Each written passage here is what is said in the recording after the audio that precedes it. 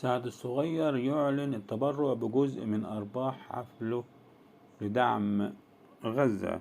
السلام عليكم ورحمة الله وبركاته، أهلا وسهلا بحضراتكم. أعلن الفنان سعد الصغير عن تبرعه بجزء من أرباح حفلته الغنائية المقبلة، والمفترض إقامتها يوم الخميس 2 نوفمبر لدعم غزة. ونشر سعد الصغير البوستر الرسمي لحفلته على حسابه بموقع انستجرام، وقال النجم سعد الصغير: ونظرا للظروف الحالية يتبرع بجزء من ربع حفلته نصرة لأهل غزة.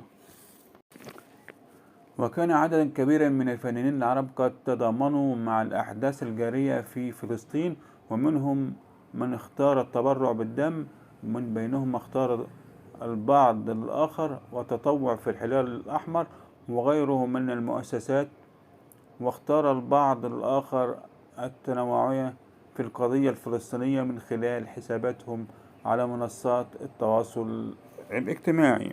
فضلا وليس أمرا، فعل زر الجرس ليصلك كل جديد، والسلام عليكم ورحمة الله وبركاته.